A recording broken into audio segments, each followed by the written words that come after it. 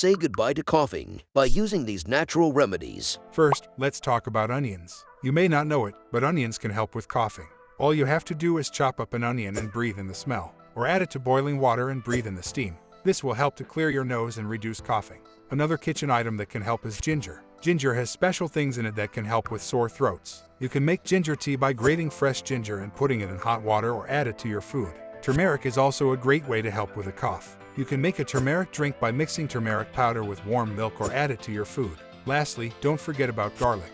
Garlic can help fight off sickness that causes coughing. If you have any inquiries about health issues, feel free to leave a comment below.